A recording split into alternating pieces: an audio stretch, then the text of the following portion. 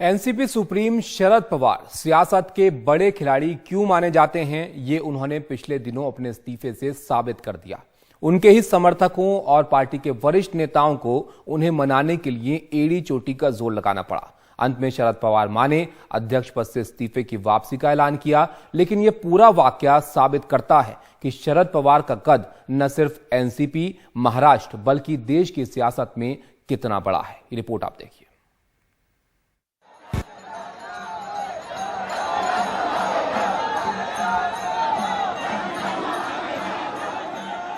पक्ष ज्यांना चालवायचं त्यांना चालवू दे साहेब। लोक माझे सांगाती म्हणतात, आपण सगळ्या लोकांचं आपण ऐकावं साहेब। लोक सांगतात तसं आपण ऐकावं। मी फार करून विनंती आहे।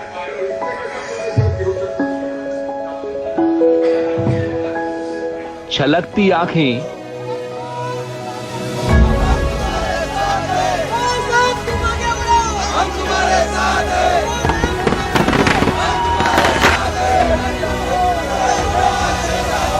और झूमते कार्यकर्ता।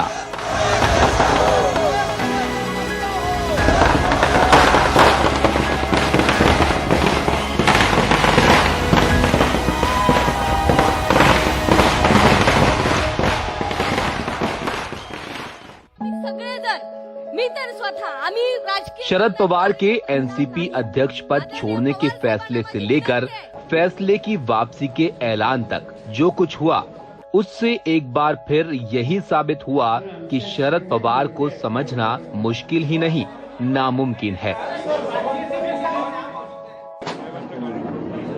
पद छोड़ने से पद पर बने रहने के ऐलान तक में जिस तरह से बारामती से विपक्ष तक त्राहिमाम मचा, उससे एक बार फिर समझ में आया कि महाराष्ट्र से लेकर राष्ट्र की राजनीति में शरद पवार का क्या कद है। नहीं, हमारा समर्थन को कोई सवाल नहीं। पवार साहब का निर्णय, पवार साहब का डिसीजन, हमारा डिसीजन। महाराष्ट्र छोड़ दो, पूरे हिंदुस्तान में पवार साहब चाहिए हमको। जो भी उनका निर्णय होगा आप लोग मानेंगे उसको? जो भी उनका निर्णय मानना पड़ेगा ना, वो हमारे बड़े सरदार है। भारतीय राजनीति का ये वट वृक्ष 80 साल की उम्र में भी इतनी मजबूती से कैसे खड़ा है, ये समझने के लिए आपको इसकी जड़ों को टटोलना होगा। उनके गढ़ बारामती में जाना होगा।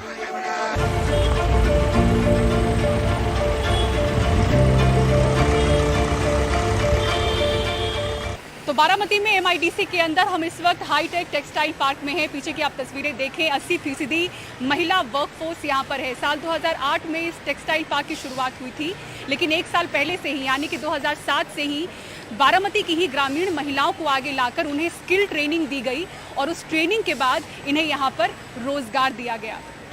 बारामती जैसे छोटे जिले में सिर्फ इस एक हाईटेक टेक्सटाइल पार्क में 3,500 लोगों को रोजगार मिल रहा है, यानी 3,500 परिवारों को सहारा, और इनमें 80% महिलाएं हैं। कोई ताज्जुब नहीं कि देश की वित्त मंत्री निर्मला सीतारमण यहाँ का विकास मॉडल देखने आई, और ये टेक्सटाइल पार्क तो सिर्फ एक नमूना है। पवार ने बारामती में खेती के क्षेत्र में जो काम किया है वो सीखने सिखाने लायक है।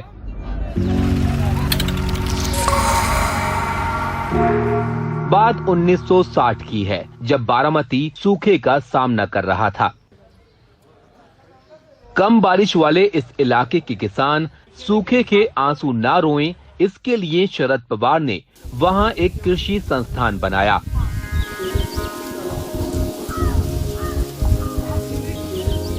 आज आलम यह है कि न सिर्फ यहाँ के किसान कम पानी वाली खेती की तकनीक सीख चुके हैं, बल्कि देश भर के किसानों को भी सिखा रहे हैं। कृषक एग्जीबिशन हम इस साल जनवरी में आयोजित किया था। 13 देशों से यहाँ पे उनके जो उद्योजक है, किसान है, यंग एंटरप्रेन्योर है, वो टेक्नोलॉजी समझने के लिए यहाँ आए थे। तो इस साल अराउंड 4 लाख फार्मर ने इस जनवरी में यहाँ पे विजिट करके अच्छा टेक्नोलॉजी समझ के उसका अवेयरनेस लेके ट्रेनिंग लेके अभी हो गए।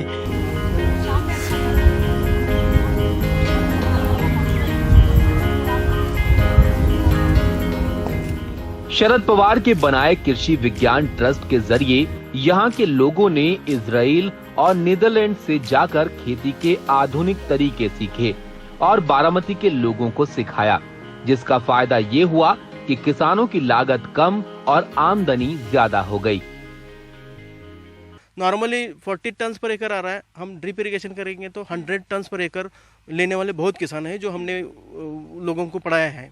तो ये उपज आप देखेंगे तो आप ये क्रॉप देख के भी पता चलता है कि ये सिर्फ 6 महीने का क्रॉप है। नॉर्मल ये क्रॉप लोगों को देखेंगे 9 महीने तक आएगा नहीं। हम पर प्लांट मिनिमम 6 kg तक हार्वेस्ट कर चुके, ताकि नॉर्मल खेती जो किसान करते हैं तो ओनली 3 kg पर प्लांट हार्वेस्ट करते हैं। यहाँ पे हमने 6 kg हार्वेस्ट किया है। अभी भी प्लॉट चल रहा है, आप देख रहे हैं यहाँ पे फ्रूट्स अब आप अभी भी फ्रूट्स हार्वेस्ट लायक है, मतलब हार्वेस्टिंग चल रहा है और इसको अभी हमें मार्केट में मोर देन 100 रुपीज रेट मिल रहा है। ये बहुत बढ़िया अचीवमेंट है ये सेंटर की। तो आप समझ सकते हैं क्यों बारामती में पवार परिवार बीते 55 साल से चुनाव नहीं हारा, क्यों खुद शरद पवार 6 बार जीते, 4 बार महाराष्ट्र के सीएम रहे, सुप्रिया सुले 3 बार सांसद बनी और अजीत पवार 6 बार विधायक। लेकिन पवार की पर्सनैलिटी का सिर्फ एक पहलू है बारामती। पवार उन कुछ नेताओं में हैं जिनकी तारीफ विपक्ष के नेताओं से लेकर उनके साथ काम कर चुके ब्यूरोक्रेट्स तक करते हैं। आज शरद राव जी का जीवन देखते हुए लगता है कि जहां भी उनकी नजर गुजरेगी सब दूर से उनको सलाम आएगी। और उसका कारण करीब 5 दशक से ज्यादा अखंड एक निष्ठ साधना।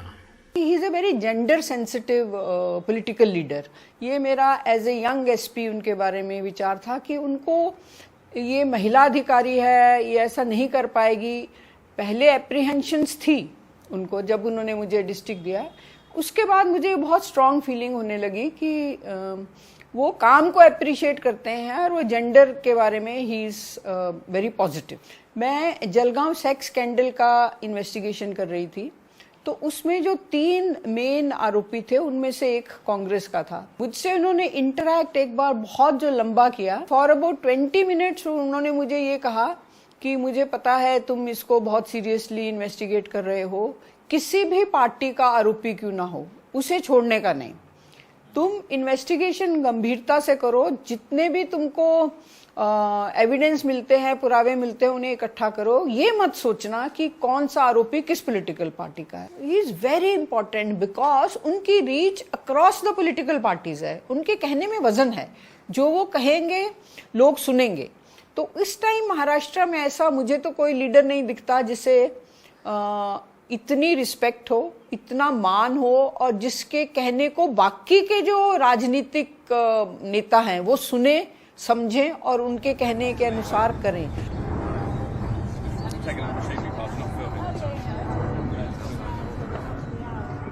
शरद पवार के मुख्यमंत्री रहते महाराष्ट्र में तैनात एक वरिष्ठ पुलिस अधिकारी बताते हैं कि उस जमाने में आज की तरह अफसरों पर अपना काम कराने के लिए दबाव नहीं बनाया जाता था। रिक्वेस्ट आती थी, अगर काम नियम में नहीं बैठता तो वो मना कर देते थे और दोबारा फिर फोन नहीं आता था। वो कहते हैं कि शरद पवार की प्रशासनिक क्षमता और ज्ञान अद्भुत है।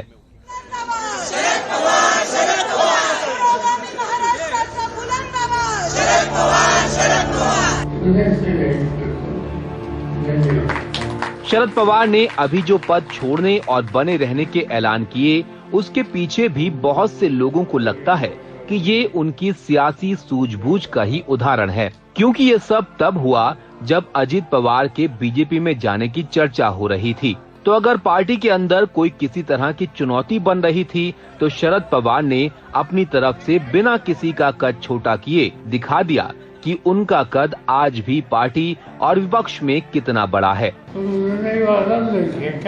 पद पर बने रहने के ऐलान के वक्त अजीत पवार क्यों मौजूद नहीं थे? ऐसे सवाल गहराए इससे पहले ही उन्होंने कह दिया कि अजीत पवार को बदनाम किया जा रहा है। सुनिए एनडीटीवी से शरद पवार ने इस मसले पर क्या कहा। तो ऐसी चूक होगी नहीं, ये बात बिल्कुल होगी नहीं। नहीं कोई जाएगी नहीं। फॉर नो रीजन ये अजीत पवार की बदनामी कुछ लोग कर रहे।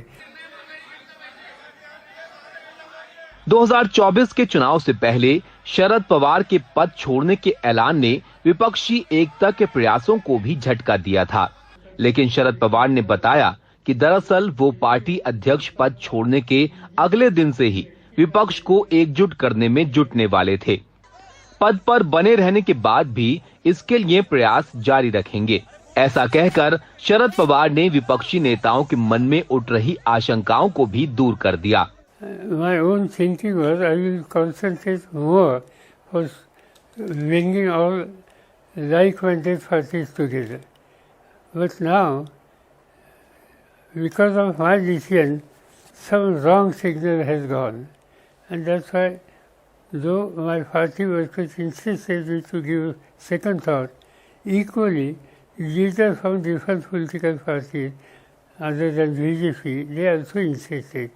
And that's why I think it is my responsibility for larger interests of the nation to bring together all these like-minded persons and provide a viable alternative to the people of India. And that I am going to do aggressively. Congress, Samajwadi party से लेकर RJD तक न जाने कितनी पार्टियां हैं जो विरासत के सवाल पर मुसीबत में फंसी हैं। ऐसे में शरद पवार का ये कहना कि अभी तो पद पर हूं, लेकिन जल्द ही एक प्लान लेकर आऊंगा कि आगे पार्टी कौन कौन संभालेगा, अपने आप में एक नजीर है। 2019 में बीजेपी के खेमे में जा चुके अजित पवार को वापस लाना हो या फिर एमवीए जैसे अचंभे को अंजाम देना हो, पवार ने हमेशा चौंकाया है। परिवार, पार्टी, पब्लिक और पॉलिटिक्स को कैसे संभालना है, कैसे संभालना चाहिए, इसके लिए भी भविष्य में भारतीय राजनीति और राजनीतिक परिवार शरद पवार की ओर देखें तो ताज्जुब नहीं कीजिएगा।